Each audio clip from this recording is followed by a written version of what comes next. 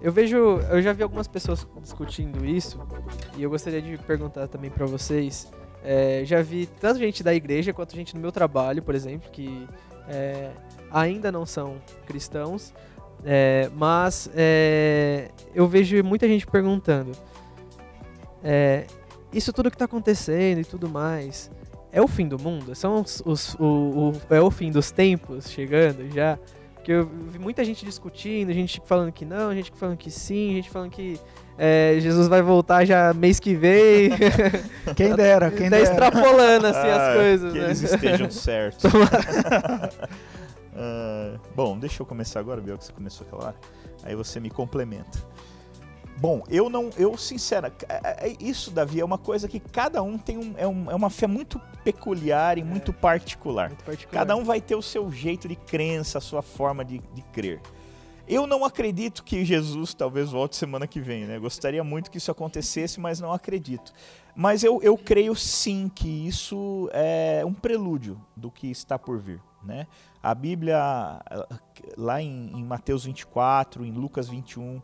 eles relatam um pouco o que vai ser, né? Ele fala assim, os sinais do fim dos tempos, não é o fim, é os sinais do fim. Indicativos, Os né? indicativos, exatamente. Sabe aquela coisa de, olha, vai chover, por quê? Porque o vento tá vindo de tal lugar, olha, tá vindo um cheirinho de chuva, olha, eu tô vendo relampear lá longe, a chuva não chegou. Mas existem alguns sinais que indica que em breve ela chegará. Então, esses sinais, eles, se não forem os sinais do fim, eles são, olha, é uma tremenda coincidência, né? Porque eu me lembro que esses textos, ele diz que os sinais que anunciariam o fim, né, seriam guerras, rumores de guerras, né? O amor de muitos se esfriaria e se levantaria filho contra pai, pai contra filho. E a Bíblia diz que se levantaria nação contra nação, reino contra reino. A Bíblia fala de fome, de pestes e coisas terríveis. O mundo, antes do fim, ele vai ser muito assolado. E quando eu leio minha Bíblia, parece que eu estou lendo o jornal de hoje. Porque é tudo o que se fala no jornal é o que está escrito na Bíblia. Né? Até o incrédulo, ele tem que concordar, porque contra fatos não há argumentos, não dá para argumentar contra verdades já mostradas, reveladas. Então, quando a pessoa lê a Bíblia e ela vê em Mateus 24, em Lucas 21 e outros textos dos sinais do fim, é impossível a pessoa olhar e falar assim, não tem nada a ver. Tem que ser muito inocente, né, para achar que não tem nada a ver. Então, eu acredito que tenha sim a ver. Estou dizendo que o mundo vai acabar amanhã? Não. Mas eu acredito, sinceramente, particularmente, eu acredito que esses sinais, eles estão anunciando, eles estão nos preparando para algo que está por vir. Porque seria muita coincidência. Há poucos meses atrás, os Estados Unidos estavam em ameaça de guerra contra o Irã. E hoje nós sabemos que se tiver uma terceira guerra mundial, não vai ter a quarta. Né? Não é mais guerra de lança, de espada, escudo, não é mais guerra de fuzil, não é mais guerra de espingarda, não é mais guerra. Agora é um botão, filhinho. Né? O primeiro que apertar o botão acaba com a humanidade. Essa é que é a verdade. Então, se estourar a terceira guerra, não vai ter a quarta. E nós sabemos que tanto os Estados Unidos quanto o Irã têm capacidade bélica para fazer um estrago na humanidade. Ainda que não acabe com a humanidade, mas a humanidade nunca mais seria a mesma se estourar uma terceira guerra mundial. Então, nós acabamos de ouvir de guerras, rumores de guerras.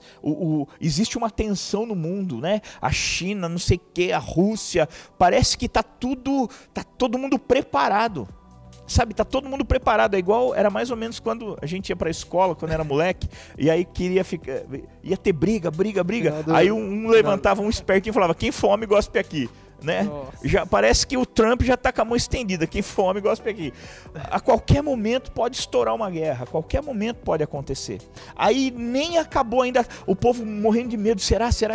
Acho que não, né? Quando o povo relaxa, vem essa epidemia, essa peste. essa epidemia. Então, não pode ser coincidência, Davi. Precisa ter mais fé para achar que isso é uma coincidência do que para achar que isso é bíblico. O seu pai uma vez me disse que, a gente falando sobre as teorias, né, de Darwin e do criacionismo e do evolucionismo, né? E seu pai falou, olha rapaz, precisa ter mais fé para acreditar que tudo que aconteceu surgiu de uma explosão do que para acreditar que tem um Deus soberano que fez todas as coisas. Os cientistas, ele falou isso para mim, eu nunca esqueci, os cientistas têm mais fé do que a gente. O dia que a gente tiver a fé que eles têm, nós vamos ganhar o mundo inteiro para Jesus. E é verdade, porque cada teoria desenxabida e as pessoas preferem crer em uma bobagem dessa do que crer que há um Deus soberano que fez todas as coisas. Né? Mesma coisa você falar, poxa, esse smartphone, quem fez? Ninguém. Explodiu uma calculadora e evoluiu e virou um smartphone. É tão sem pé nem cabeça que precisa ter muita fé para crer nisso.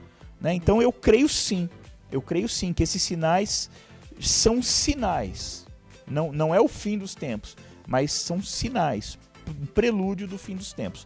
Eu particularmente acredito, nós não pregamos isso eu estou dizendo, eu creio assim, eu acredito assim. Eu compartilho também da mesma fé, do mesmo entendimento que o pastor, e acredito realmente que sejam indicativos, né, de que o maior evento de todos para nós está às portas aí, né? Eu imagino que Jesus já não está mais sentado, acredito que ele já esteja em pé, pelo menos, já pronto para... Tá com a mão estendida já. Tá com a bandeirinha na mão. Acho que os anjos já estão limpando o bocal das trombetas já. Tô ensaiando já. Isso para nós como igreja, por isso que nós precisamos ter esse entendimento como igreja, né? Esse entendimento espiritual como igreja, da importância do nosso posicionamento no estudo, né? A importância de como nós precisamos nos posicionar. Nós temos recebido um despertamento profético em nosso meio, nós temos visto tantas palavras proféticas surgindo, Deus usando e levantando tantas pessoas. Realmente os filhos começaram a profetizar e nós clamamos tanto por avivamento e agora nós precisamos ouvir, né? Que avivamento é os filhos profetizando, é os jovens tendo visões, são os velhos sonhando. E agora isso começou a acontecer. Será que nós vamos crer? Será que nós vamos dar ouvidos a tudo isso? Ou senão o avivamento vai passar e nós não percebemos ele acontecendo. E algo que o Senhor particularmente tem colocado ao meu coração para esse tempo é a respeito de um cara na Bíblia chamado Zorobabel. E Zorobabel, o nome Zorobabel significa semeado no meio do caos. E eu acredito realmente que é um tempo onde nós como jovens, nós como igreja, precisamos realmente ter um espírito de Zorobabel, de entender o nosso papel de sermos semeados ali no meio do caos para trazermos, para reconstruirmos aquilo que se perdeu um dia. Para reconstruirmos o altar do Senhor, né? Porque Zorobabel ele trabalhou ali na reconstrução do altar, enquanto Neemias trabalhava na reconstrução dos muros de Jerusalém, Zorobabel trabalhava na reconstrução do altar. E nós temos visto isso acontecer, porque é até interessante nós pensarmos nisso, que Neemias ele foi movido por compaixão. A Bíblia fala que ele se moveu por compaixão, ele viu os muros caídos e ele se moveu por compaixão. Mas a Bíblia fala que Zorobabel, Deus despertou o espírito de Zorobabel. Zorobabel não foi movido por nenhuma outra coisa, mas por um despertamento. E eu tenho visto isso acontecendo nos nossos dias. Deus ele tem despertado o nosso espírito como igreja para nós realmente nos posicionarmos como Zorobabel, como Zorobabéis, né, diante da sociedade aí. E como o pastor realmente disse, nós nunca vimos todo mundo alinhado, o mundo todo alinhado. E agora é tempo da igreja estar à frente. Por quê? Porque a igreja vai conduzir o mundo até o Senhor. É tempo da igreja realmente conduzir as pessoas, porque as pessoas, por exemplo, não sabem que precisam de arrependimento. E hoje o arrependimento precisa ser conduzido para a igreja. Hoje falando o posicionamento da igreja diante de Deus, não mais diante da sociedade, mas diante de Deus. A igreja precisa ser conduzida em arrependimento, em nos humilharmos mesmo diante do Senhor, clamando por misericórdia, para que quando o Senhor haja, o Senhor vir agir em nosso favor, o mundo reconheça, o mundo olhe e reconheça e perceba, fala, realmente esse povo é o povo escolhido de Deus, realmente esse povo, Deus existe, está no meio deles, está agindo por eles. Então eu acredito realmente no espírito de Zorobabel, se eu posso usar essa expressão, surgindo em nosso meio, de pessoas que a igreja hoje está semeada no meio do caos. E é tempo de nós, semeados ali no meio do caos, nos levantarmos pelo Espírito do Senhor e fazermos realmente a diferença. Tem sido um tempo diferente, né? Eu creio que 2020 já começou com um tempo diferente, né? Até mesmo da gente ter eventos... até mesmo porque, pelos dois lados, né? Pra gente ter quase uma terceira guerra mundial, mas também a gente ter eventos poderosos como o Descende, mesmo, que eu creio que é o começo de um avivamento. Não esquece de... eu creio que aquilo foi realmente o começo de algo assim. Foi um começo start, não, né? Mas foi ele reacendeu a chama, uma né? fagulha. Uma fagulha que eu tenho visto que 2020 é o ano, sabe? Eu tenho falado isso para as pessoas que eu sou mais próximo. Eu tenho isso no meu coração. Eu acredito que a gente não... Nada disso, nada do que a gente viva não exista um propósito. Deus não ia permitir nada dessas coisas acontecessem, não só na nossa vida pessoal, mas na humanidade sem um propósito, né? E eu creio que depois, quando a gente passar por tudo isso, é sempre assim, né? Quando a gente passa pelo deserto, depois a gente olha pra trás e a gente fala, nossa, agora entendi. Agora entendi por que Deus me colocou naquilo. Agora entendi por que Deus permitiu que eu passasse por aquilo. Porque eu aprendi tal coisa, porque agora eu sei como agir em tal situação, porque eu não sei o que tem. Sabe, Deus tem um propósito sobre as nossas vidas, Deus tem um propósito em tudo isso que a gente tem passado. Mas é importante sim a gente ter um posicionamento, é importante sim a gente buscar ter entendimento do que está acontecendo. E é por isso que a gente resolveu fazer esse programa, voltar com o GPcast, porque é um ambiente onde a gente pode abordar esses assuntos com um pouco mais de liberdade, com um pouco mais de... um pouco menos formal, né, com uma conversa. E eu acho que é isso, né? Vocês têm algo a... eu gostaria só de dar uma orientação agora, né? E agora, pastor? E agora, Igreja Cristo Salva? Como é que nós nos posicionamos, né? Ah, beleza, nós vamos obedecer e vamos ficar em casa, mas que espírito nós devemos manifestar agora? O Biel falou do espírito de Zorobabel, né? Deus despertou o espírito de Zorobabel.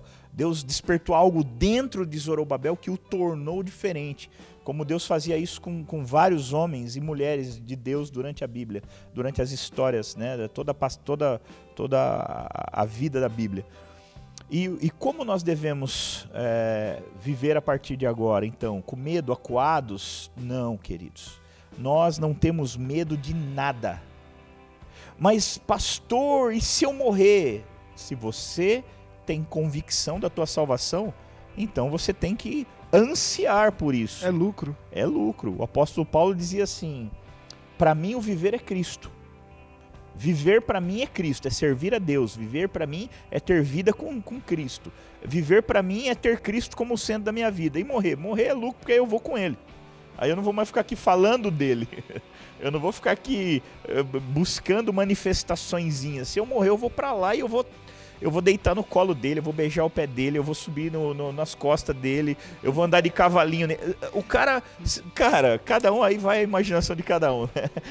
Outro dia eu perguntei pra minha esposa, o que você vai fazer? Depois eu fiquei imaginando, até me arrependi de ter perguntado. Eu falei, mas como é que vai ser quando você chegar no céu e encontrar Jesus? Ela falou, eu vou derrubar ele. Eu vou vir correndo, vou pular em cima. Eu fiquei imaginando a cena, eu falei, meu Deus, né? Tomara que eu não esteja lá ainda. Porque é tão pessoal, né? Eu imagino como é o céu, eu imagino o que vai ser no momento que eu encontrar com Jesus, como vai ser a reação. Não vai existir nada igual, gente. Então por que eu não tenho medo? Porque só tem medo quem não tem esperança. O medo entra aonde não há esperança. Quem é cheio de esperança não tem lugar para o medo. E nós temos uma esperança de vida eterna. Nós temos uma esperança que fecharmos os olhos aqui, abriremos os olhos no céu, estaremos com o nosso Senhor, nosso Salvador. Nós vivemos debaixo de uma viva, de uma palpável, de uma real esperança. E quem tem esperança, um coração que é cheio de esperança, o medo não entra. Ele até vem ali, mas ele não encontra. Mas vou me instalar onde? Não tem, está tão cheio de esperança que não sobra lugar para o medo. Então, queridos, hoje a igreja se divide em dois tipos de pessoas. Aquela igreja convicta, cheia de esperança, e uma igreja não convicta, cheia de espaço para o medo entrar. Então seja uma igreja convicta. Se você precisa se consertar com Deus, faça isso, né? Se arrependa dos seus pecados, se arrependa das coisas que você praticou e volte para Jesus. Use esse tempo para estar perto dele, porque daqui a pouco tudo isso vai passar, gente. Daqui a pouco a gente vai voltar a cultuar, vai voltar a viver a vida normal. E não ame Jesus por medo. Ame Jesus pela viva esperança, porque só em Cristo nós temos uma esperança de vida eterna. Então nós não temos pânico, nós não temos medo, não temos receio, nós não temos nada. O que nós temos? Uma viva esperança. Então nossa vida é uma vida de fé, amor e esperança. E quem tem esperança não tem tempo e nem espaço para abrigar o medo, o pânico, o temor. Então, querido, se você tem sido assolado por pânico, medo e temor, então eu oro para que o Espírito Santo de Deus entre na tua vida, que você abra o teu coração para receber o Espírito Santo, porque se ele entrar, ele vai manifestar a glória dele dentro de você. Ele vai te encher de amor, de vida, de paz, de alegria, de esperança. E aí o medo vai chegar no teu coração, ele vai procurar um espaço para se implantar, ele não vai encontrar. O mato nasce onde não tem nada plantado. O mato nasce onde não tem nada plantado. Então plante amor, plante esperança e fé. Enche o teu coração, faça um jardim de esperança, um jardim de fé, um jardim de amor. E quando o mato do medo tentar se instalar aí, ele não vai ter espaço para isso. Amém? Então, não tema, crê somente. O Senhor é o teu refúgio, a tua fortaleza. Eu quero só compartilhar um último versículo que está em Salmo 125, 1 e 2, que diz assim: os que confiam no Senhor serão como o monte Sião, que não se abala, mas permanece para sempre. Como estão os montes em roda de Jerusalém, assim o Senhor está em volta do seu povo, desde agora e para sempre. Amém? Então, Salmo 125, 1 e 2. Guarde essa palavra no teu coração e mande embora dele todo medo, todo pânico, todo desespero. Se encha de esperança, amor e fé. Amém? Amém, queridos. E eu gostaria de deixar para você também, eu creio que esse é um tempo para nós aproveitarmos como igreja, falando para nós que somos cristãos, que vivemos um relacionamento com Deus. É um tempo de nós redescobrirmos o prazer do secreto. Sabe, queridos, é um tempo onde nós precisamos nos lembrar do prazer que existe em estarmos com Deus. Nós particularmente como Igreja Cristo Salvo, nós somos uma igreja muito ativa. Uma igreja, e nós como Rede de Jovens, nós também somos muito ativos. Nós temos esse coração de Marta muito ativo dentro de nós. Mas agora é um tempo, eu creio no meu espírito, que é um tempo onde nós precisamos voltar a aprender a sermos um pouco mais Marias, de ouvirmos ao Senhor, de realmente nos enchermos aos pés do Senhor, sabe? É um tempo onde realmente você está isolado aí na sua casa, você está isolado aí, cara, sai, desliga um pouco essa Netflix, desliga um pouco esse Facebook, sabe? Busque um pouco mais, vá um pouco mais profundo, permaneça um pouco mais ali na presença do Senhor. Sabe, um versículo que eu carrego comigo é Jeremias 33:3, diz assim: clama a mim e responder-te-ei.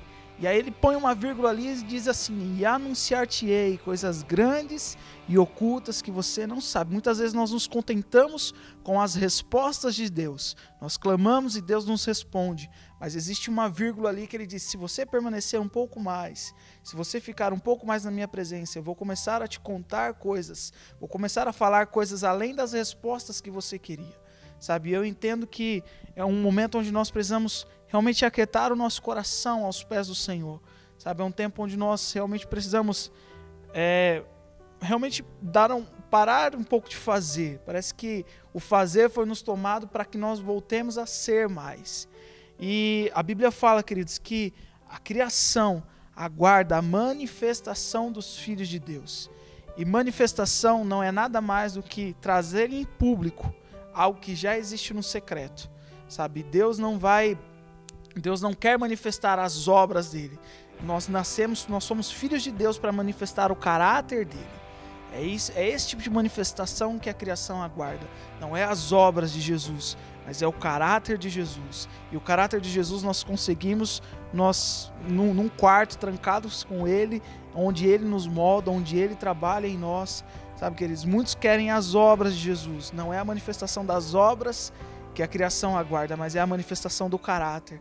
Então eu entendo que esse é um tempo onde você e eu, onde cada um de nós temos a oportunidade de irmos um pouco mais fundo no lugar secreto, de conhecermos um pouco mais, de permitirmos que o Senhor nos molde um pouco mais.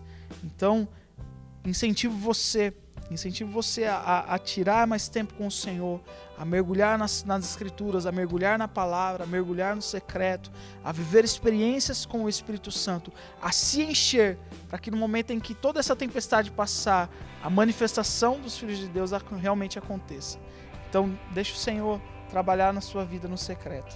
Glória a Deus. Uma coisa que me surgiu aqui enquanto o Biel falava, que eu até passei a orientação para algumas pessoas, seja um abençoador, seja um solucionador de problemas. Você vai ter muitas situações na qual você pode ser uma solução. Então, nós temos visto muitos jovens, inclusive de fora da igreja, que estão se colocando à disposição de pessoas de grupo de risco, para ir comprar remédio, para ir fazer compra no mercado. Então veja se tem alguém do grupo de risco perto de você, se coloque à disposição para ajudar e abençoar essas pessoas, para que você seja uma resposta de Deus para um momento tão difícil, né? Em um momento tão difícil a gente sabe que tem pessoas trabalhando para deixar a coisa ainda pior, pessoas aplicando golpes e fazendo coisas tão terríveis em um momento tão delicado como esse. Mas alegra o coração de Deus saber que tem pessoas trabalhando para deixar essa crise um pouquinho melhor. E uma coisa que eu aprendi, queridos, é que não importa a prova que você passa, e sim a nota que você tira nela. Toda prova ela vem para avaliação. Então nós recebemos a matéria e depois somos avaliados por meio de uma prova. E nós recebemos tanto de Deus. E eu creio que estamos em meio a uma prova, né? A prova não vem para nos prejudicar, ela vem simplesmente para nos avaliar. Então tire uma nota boa nessa prova, amém? Daqui a pouco a prova acaba, tudo volta ao normal, mas a nota que você tirar aqui vai definir o seu futuro, vai definir se você passa de ano ou se você continua no estágio que você está. Amém. Amém? Galera, é isso, esse foi o GPcast. Vamos ter mais. A ideia é estar sempre atualizando, sempre fazendo um programa. A gente não sabe ainda a média de programas, mas fiquem sempre ligados aqui. Nós vamos disponibilizar tanto no YouTube quanto no Spotify. Nós também vamos disponibilizar no SoundCloud para todo que quiser ouvir, ache um jeito aí para a opção não faltar. Amém? Eu gostaria de agradecer o pastor Jobert, agradecer o Biel. Privilégio, foi bom demais. Obrigado, foi uma honra. Bom demais. Espero que nós façamos muitos desses. Muito Vamos legal. fazer, em nome de Jesus. E eu queria agradecer vocês também. Não se esquece de se inscrever no canal da GP. Sigam a gente nas redes sociais, tanto no Instagram quanto no Facebook, que agora, ainda mais nesse período, nós vamos estar atualizando constantemente todas as nossas redes sociais. Beleza? Agradeço a todo mundo, fiquem com Deus. Valeu, Deus abençoe a todos. Fiquem com Falou, Deus. gente. Um abraço.